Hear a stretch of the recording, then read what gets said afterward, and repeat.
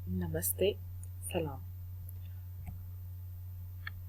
एक मशहूर बंदे ने कहा है कि tell me and I forget, teach me and I may remember, involve me and I learn.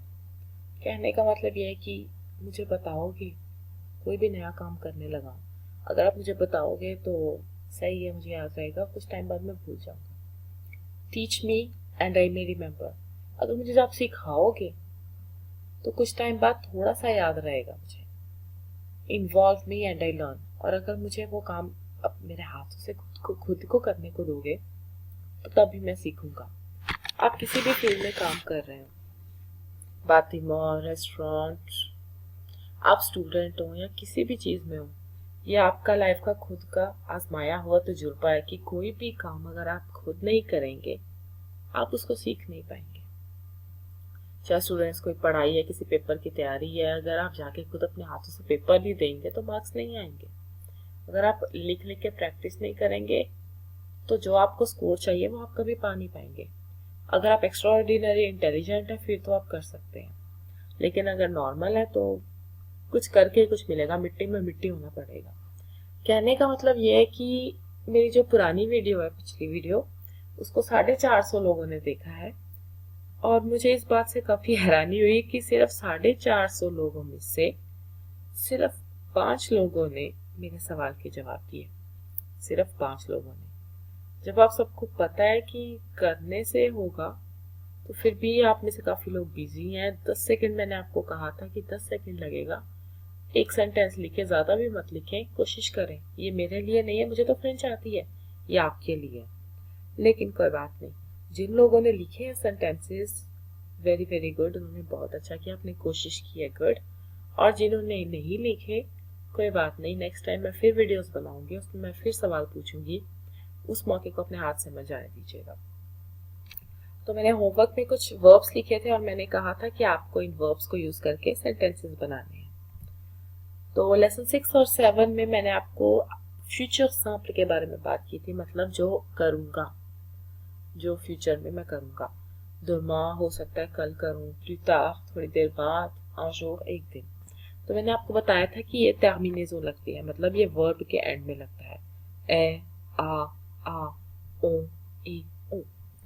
तो जब मैंने YouTube पे गई और मैंने वीडियोस के नीचे आपके कमेंट्स देखे तो जो जो सेंटेंसेस आपने लिखे थे मैंने उन सबको लिया अपने पावर पॉइंट पे, और आज मैं उनके बारे में आपको उनके ऊपर कमेंट करूंगी और अगर कुछ करेक्शन है उनको करेक्ट करके आपको सही तरीके से बताऊंगी। मैंने एक सेंटेंस देखा जो आपने लिखा था, je vais acheter un sac। एक व्यूअर ने लिखा है je vais acheter un sac। मैंने जब ये देखा तो मुझे हैरानी हुई थोड़ी सी, मैंने कहा je vais acheter un sac, बात तो फ्यूचर में हो रही है और बात भी सही हो रही है। फ्यूचर में कहा गया है कि मैं सक खरीदने जा रहा हूँ, je vais acheter un sac। मैंने जो होमवर्क में बताया था वो ये वाली टर्मिनेजो बताई थी। मैं भी फ्यूचर की बात कर रहे हैं, ये भी फ्यूचर की बात कर रहे हैं, गलत दोनों में से कोई नहीं है। तो फर्क क्या है? फर्क बहुत ही आसान है, मैं आपको बहुत आसान तरीके से समझाऊंगी और आई होप कि आपको समझ में आ जाएगा। मैंने आपको दिखाया था, जो सिखाया था, फ्यूचर सिंपल था। ये जो सेंटेंस इन्होंने लिखा है ये फ्यूचर प्रोच है। फर्क क्या है? अगर आपसे कोई पूछे कि आप क्या करने लगे हो तो आप बताओगे कि मैं इस टाइम ये करने लगा हूँ। अगर आपसे कोई पूछेगा कि आप क्या करोगे तो वो फ्यूचर में होगा, मैं करूंगा। फर्क बस ये है कि फ्यूचर प्रोच में आप जो इस टाइम करने लगे हो उसको फ्यूचर प्रोच कहते हैं। अगर आप कुछ चीज करोगे कुछ टाइम बाद, अगर आपके माइंड में प्लानिंग है लेकिन वो चीज अभी आप एट द स्पॉट नहीं करने वाले, कुछ टाइम बाद करने वाले, उसको फ्यूचर सिंपल कहते हैं। जब कोई मुझे आके कहे je vais acheter un sac, तो मेरे दिमाग में मैं समझ गई हूँ कि ये बंदा सक खरीदने जा रहा है इस टाइम। अश्ते करना, खरीदना, सक मतलब एक बैग, एक पर्स, कुछ भी हो सकता है, अलग अलग तरह के सक होते हैं। je vais acheter un sac मतलब बैग खरीदने बंदा गया, मेरे लिए वो चला गया, बता के चला गया, इसे कहते हैं फ्यूचर प्रोच। अगर मैं यही सेंटेंस लूं और अपना वाला एग्जांपल यूज करूं, तो अगर कोई मुझे बोलता है j'achèterai un sac, बंदा बोलता है j'achèterai un sac, मैं सक खरीदूंगा, तो मैं उससे पूछूंगी ओके कब खरीदोगे। इसमें मुझे ये नहीं पता चल रहा कि वो कब खरीदेगा, हो सकता है कि उसको खुद नहीं पता, उसके माइंड में प्लानिंग है कि वो करेगा, कब करेगा पता नहीं। तो बस इतना सा फर्क है। फ्यूचर प्रॉश मैं करने लगा हूँ, फ्यूचर सिंपल मैं करूँगा। तो अगर फ्यूचर प्रॉश आपको यूज करना है तो बहुत आसान है। आपको वर्ब अले, हमेशा की तरह मेरी हर वीडियो में कुछ ना कुछ रट्टा लगाने वाली चीजें होती हैं, तो इसको अच्छी तरह से आप रट्टा लगा लें। je vais, tu vas, il या elle va, nous allons, vous allez, ils vont या elles vont। अगर आपने ये आपने अच्छी तरीके से सीख लिया तो इसके पीछे आप कोई भी वर्ब लगाएं या कोई भी सेंटेंस बताएं, सामने वाले को पता चल जाएगा कि आप वो काम करने लगे हो। तो मैं एग्जांपल्स देती हूँ जो आपने होमवर्क जो मैंने आपको दिया था यूट्यूब पे, जो आपने कमेंट्स लिखे हैं, तो वो मैंने सेंटेंसेस लिए हैं और मैं आपको बताती हूँ कि उसमें क्या सही है क्या गलत है, और काफ़ी अच्छे अच्छे सेंटेंसेस बनाए हैं आपने। j'achèterai une baguette, मैं बागेट खरीदूंगा। ये है फ्यूचर सिंपल, मतलब मैं खरीदूंगा। अगर मैं आपसे बात करती हूँ कि रात को क्या खाने में खाओगे या क्या सब्जी बनाई है, साथ में क्या खाओगे, चावल रोटी, आप मुझे बोलते हो j'achèterai une baguette, सही है, आप शाम को बागेट खरीदोगे। या j'achèterai une baguette, आप थोड़ी देर बाद बागेट खरीदोगे। अगर आप बोलते हो je vais acheter une baguette, इसका मतलब इसी टाइम आप बागेट लेने जा रहे हैं। फर्क बस इतना सा है, ज्यादा नहीं है, थोड़ा सा ही है। tu arriveras à la maison, तुम घर पहुंचोगे। il restera à la cantine, वो कैंटीन रहेगा, रुकेगा। nous commencerons, इसमें छोटी सी मिस्टेक की है, ला कोर्स नहीं आएगा, ले कोर्स आएगा। ला कोर्स कभी नहीं किया जाता, ले कोर्स किए जाते हैं। कोर्स मतलब सामान खरीदना कहीं से, किसी भी दुकान से, उसको कहते हैं कोर्स करना। ध्यान रखें, कोर्स और शॉपिंग में थोड़ा सा फर्क है। शॉपिंग आप तो समझिए होंगे क्या शॉपिंग होती है, और कोर्स खाने पीने का सामान लेना या घर का सामान लेना, उसको कहते हैं ले कोर्स, कोर्स करना, जरूरत की चीजें लेना। शॉपिंग थोड़ा डिफरेंट आ जाता है। वो partirez à l'école, आप स्कूल जाएंगे। ils regarderont la télé, वो टीवी देखेंगे। तो जिन्होंने ये सारे सेंटेंसेस लिखे हैं, वेरी गुड, आपने बस एक छोटी सी मिस्टेक की है, लेकिन बहुत अच्छे लिखे आपने। एक और व्यूअर ने सेंटेंसेस लिखे हैं, उन्होंने लिखा है, लिखना चाह रहे थे कि j'achèterai la banane, बनाना मतलब फ्रूट है, केला, तो मैं केला खरीदूंगा। छोटा सा फर्क है, आशित है तो मैंने यहाँ पे करेक्ट करके लिख दिया है। बनाना इंग्लिश में कहते हैं, फ्रेंच में बनान कहते हैं। तो या तो आप यून बनान खरीदोगे या आप ले बनान खरीदोगे, ला बनान नहीं होता। फ्रूट के साथ हमेशा यून या ले लगता है, या या ले, डिपेंड है। तो j'achèterai une banane या j'achèterai les bananes। उसके बाद लिखा है tu resteras dans la maison, तुम घर के अंदर रहोगे। बिल्कुल सही है, इसमें कोई मिस्टेक नहीं है। उसके बाद आपने लिखा है il elle regardera la télévision, ये सेंटेंस भी सही है, बस छोटा सा इसमें फर्क है कि टेलीविजन में फ्रेंच में ई के ऊपर एक्सेंट लगता है, टेलीविजन, तो ये मैंने करेक्ट कर दिया है। उसके बाद nous mangerons, ये आप अच्छे तरीके से याद कर लें, इसको रट्टा लगा लें, ला कभी नहीं लगता रेस्टोरेंट के साथ। nous mangerons au restaurant या nous mangerons dans un restaurant, हमेशा ऐसे लगता है।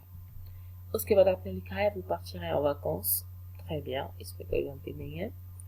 उसके बाद आपने लिखा है ils elles arriveront dans le marché, arriveront मतलब पहुंचेंगे, dans le marché, marché आपको पता है, marché सुपरमार्केट भी हो सकती है, marché जहाँ पे चीजें बिक रही हैं वहां पे। ils arriveront dans le marché, very good. एक और भी हमने कुछ सेंटेंसेस लिखे हैं, आपने लिखा है je travaillais la gare, gare के साथ en gare लगता है, यहाँ à la gare ज्यादातर en gare यूज होता है, तो आप कह सकते हैं je travaillerai en gare, मैं gare पे काम करूंगा। tu arriveras l'après-midi à Paris, मैंने इसको करेक्ट करके इसके स्पेलिंग्स लिख दिए हैं। ये याद रखिए, पारी के साथ कभी ला सा कभी नहीं लगता, सिर्फ पारी के साथ आ लगता है हमेशा। जब भी प्राइस आपने यूज करना है, आ। अगर आपको बोलना है कि मैं पेरिस में रहता हूँ तो कैसे बोलेंगे आप? या पेरिस में रहती हूँ, j'habite à Paris। तो ला पारी नहीं है, सा पारी नहीं है, आ पारी। nous resterons, I am sorry, इसमें छोटी सी मिस्टेक है, यहाँ पे एस है, टी नहीं है। nous resterons 3 heures en gare। एक सेकंड में इसको करेक्ट कर लूँ। nous resterons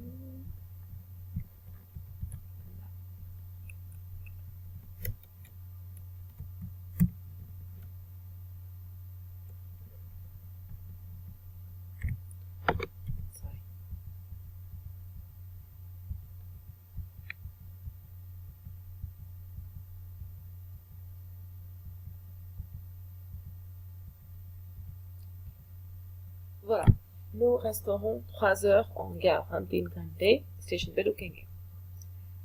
je partirai demain matin, मैं कल सुबह जाऊंगा या जाऊंगी।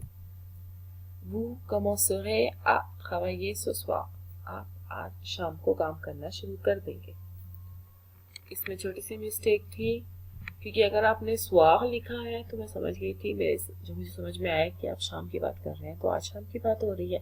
क्योंकि अगर कल की बात हो रही है तो demain soir, अगर उसकी परसों की बात हो रही है तो après demain soir। तो कोई भी चीज हो तो ce soir आज रात को, demain soir après demain soir, ऐसे होता है। उसके बाद j'achèterai un stylo, मैं एक स्टीलो खरीदूंगा। स्टीलो मतलब पेन। अगर मैं पेन लेने जा रहा हूँ इस टाइम तो मैं क्या बोलूंगा, या मैं क्या बोलूंगी? je vais acheter un stylo। alors यहाँ पे आपने लिखा है je regardais un garçon ça Paris, तो आपको ये तो पता चल गया कि पारी के आगे हमेशा आ लगता है। किसी लड़के को देखना, मेरे हिसाब से किसी लड़के को मिलना होगा, तो इसको कैसे बोलेंगे? je rencontrerai un garçon à Paris, मैं एक लड़के को पेरिस में मिलूंगा। अगर आपको लगता है rencontrerai बड़ा लंबा जा रहा है तो आप इसकी जगह एक और वर्ड यूज कर सकते हैं, je verrai un garçon à Paris। उसके बाद आपने लिखा है nous mangerons, मैंने आपको बताया है कि रेस्टोरेंट के आगे हमेशा ओ लगता है, तो nous mangerons au restaurant। उसके बाद ये मेरे हिसाब से फ्यूचर के बारे में बात नहीं हो रही है, एक सवाल पूछा जा रहा है किसी बंदे से जिसने आपको कॉल की थी, तो आप उससे पूछ रहे हो कि हाँ तुमने मुझे कॉल मिलाई थी, क्या बात थी, किस लिए कॉल की थी। तो कैसे पूछा जाए इस बंदे से? ये सेंटेंस कमेंट्स में था तो मैंने इसको भी कॉपी पेस्ट कर दिया। तो कैसे पूछना है दूसरे से? उसको कहना है pourquoi tu m'as appelé, तुमने मुझे कॉल क्यों की है, pourquoi tu m'as appelé।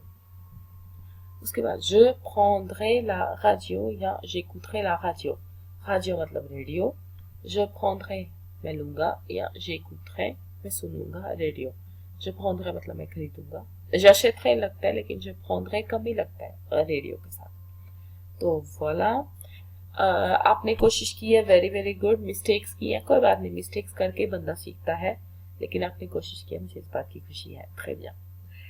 उसके बाद एक आखिरी सेंटेंस जो एक और व्यूअर ने लिखा है, उन्होंने लिखा है je mangerai une pomme après cette leçon।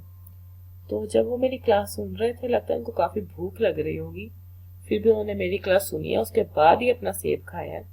तो थैंक यू वेरी मच, आपने सेब को छोड़ के मेरी क्लास सुनी है। इसी सेब के साथ आज की क्लास खत्म करते हैं। आई होप कि आपको कुछ नया सीखने को मिला होगा।